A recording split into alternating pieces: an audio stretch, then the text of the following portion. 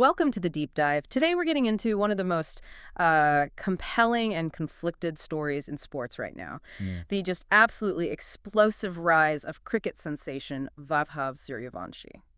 Our mission today is, well, it's pretty straightforward, but it's also incredibly complex. We're looking at a whole stack of sources, everything from fan forums and serious journalism to coaching breakdowns to really understand the two narratives that exist around him. Exactly. It's the story of this unprecedented prodigy colliding, just head on, with this incredible scrutiny and these claims of age manipulation. Right. And that's the paradox. It's what makes this whole thing so fascinating.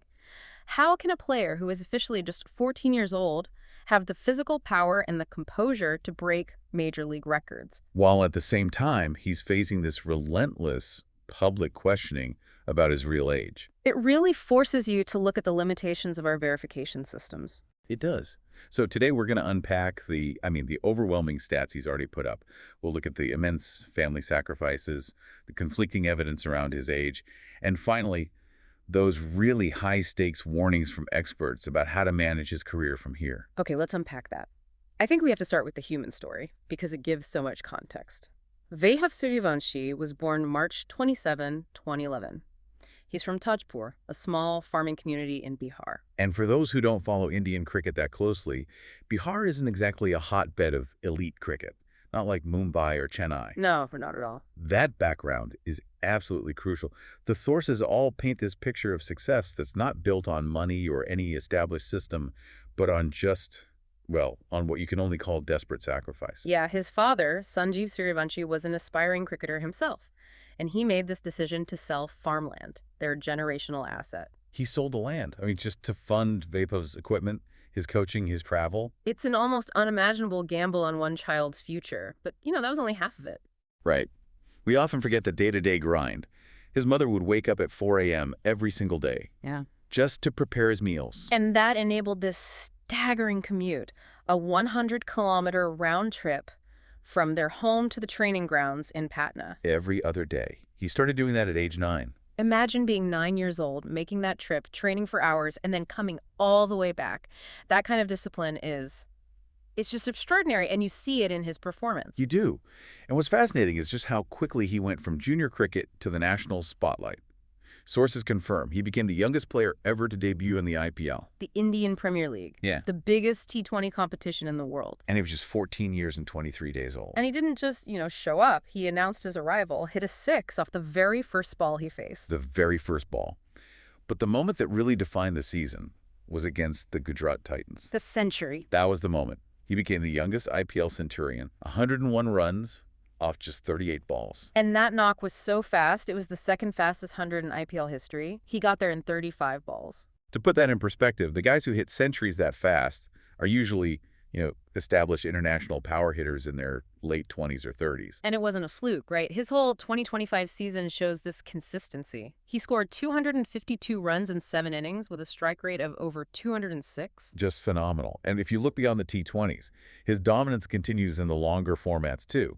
In List A cricket, think 50 over games. He scored 190 off only 84 balls in the Vijay Hazare Trophy. And that innings made him the youngest List A centurion. 14 years, 272 days. But the truly staggering part is he reached 150 in just 54 balls. Breaking A.B. de Villiers' record for the fastest 150. That is a massive statement. So the establishment recognized this wasn't just power hitting, it was maturity. Exactly, which is why he was made the youngest ever vice captain for Bihar in the Ranji Trophy. That's the premier multi-day test match style competition in India. A leadership role at that age. It speaks volumes, regardless of what his birth certificate says. It seems like every time he steps on a field, whether it's T20s or even a U19 test in Australia, decades-old records just fall away. It's a level of talent that almost defies normal development. And that, right there, is the uncomfortable truth that leads us straight into the controversy. Yeah, when a performance is so exceptional that it challenges what we think an adolescent body can do, the first reaction is always skepticism. It's almost too good to be true. This is where it gets blurry. Despite clearing all the official hurdles, his physical build, his power, it's triggered massive suspicion. We've seen former international players like Junaid Khan openly questioning it. How can a 14-year-old have that kind of strength? That's the question. But the official sources, they have a strong defense. They do. His coach, Manish Ojha, insists Vaibhav cleared all the BCCI's age verification protocols. His father backed that up, saying a BCCI-approved bone test verified his age when he was just 8. But the online debate just keeps getting fed new material. There's this resurfaced photo from 2017. Right, of him as a young boy supporting a cricket team. And critics are saying, look at that photo. That kid does not look like he's 6 years old, which he would have been. And then there's that viral clip, which may or may not be authentic, where he supposedly says a different birth date. And this is, well, this is a tricky area. History doesn't really help because this kind of age fudging is depressingly common in South Asian cricket. You're talking about the Shahid Afridi case, for example. That's the most famous one, yeah. His age was likely fudged by about 2 years. And there's so many other stories. There's an anecdote about one retired Pakistani player who allegedly had 4 different passports. 4 passports. Can meet different age requirements throughout his career. So that history creates this culture of skepticism every time a new prodigy comes along. Which brings us back to the verification system itself, because its own flaws are central to this whole debate. What's the reality of these bone density tests? They are far from foolproof. The standard test, the TW3 method, it looks at the maturity of bones in the hand and wrist. But it has a known, acknowledged margin of error. And what is that margin? The sources all point to a maximum of 2 years. And that is the central weakness. If you apply that 2-year margin, his real age could plausibly be 16, maybe even approaching 17. It makes absolute certainty impossible. A 2-year margin. So the whole system is basically an educated guess. How can the BCCI rely on that? Well, this controversy actually forced a change. The BCCI brought in a new rule requiring a second bone test for junior players. They're trying to get closer to the truth, but skeletal maturity just varies so much between individuals. And on top of that biological inaccuracy, there's this fascinating sociological factor, especially in his home state of Bihar. Yeah, it's the tradition of overstating a child's age on their birth documents, often by a year or 2. Not for cricket. No, not initially. It's a long-term hedge.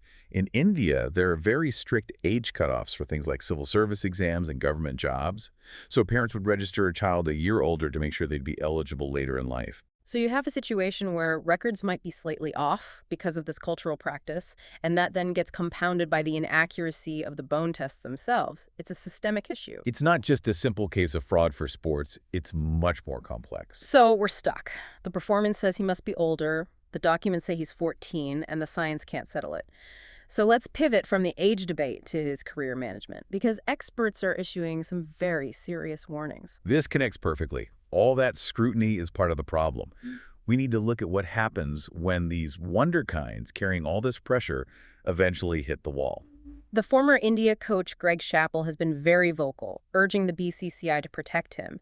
He specifically compared Vaibhav's situation to the tragic stories of other talented players. He brought up Vinod Kambli and Prithvi Shaw, players who, he said, burned bright but faded too soon. Why? What was the reason? Chappell's analysis was that they lacked the emotional and disciplinary support systems to handle instant fame and wealth. That led to a really rapid fall from grace.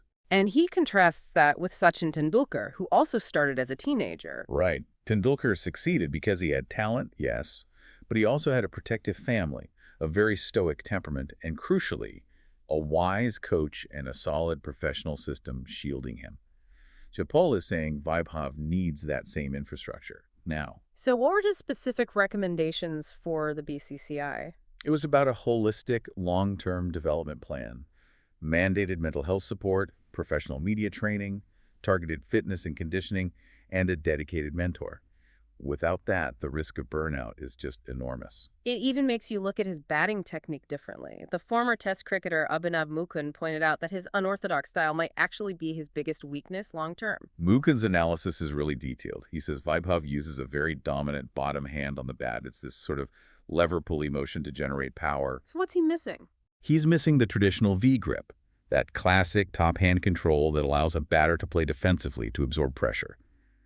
Mukund concluded that his technique is tailor-made for T20 cricket, but that he's not wired to defend. So to succeed in Test cricket, the pinnacle, he'd need a fundamental change. A huge, difficult technical shift, and he might have to sacrifice some of that explosive T20 power to do it. It just reinforces how unbelievably precocious he is. I mean, His first-class debut at 12 years and 284 days makes him the sixth youngest ever globally. It does, though, with the usual caution about historical birth records.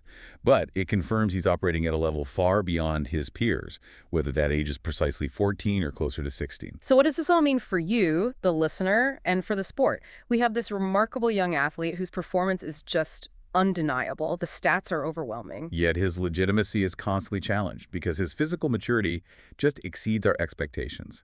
And the science we use to verify it is deeply, deeply imperfect. The conversation for the BCCI, for the whole system, needs to move beyond this obsessive focus on if he's exactly 14. We know that number is debatable and probably unprovable. Exactly. The focus has to shift to how the system can manage this unique, high-value, and incredibly pressured talent under the microscope of global cricket. Which leaves a pretty important question for you to think about.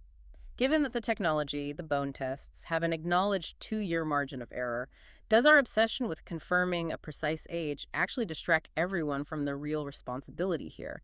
The responsibility of ensuring a prodigy like Vaibhav Suryavanshi gets the critical support he needs to fulfill his immense potential. Which part of this pressure cooker stands out most to you? Thanks for joining us for the deep dive. We'll see you next time.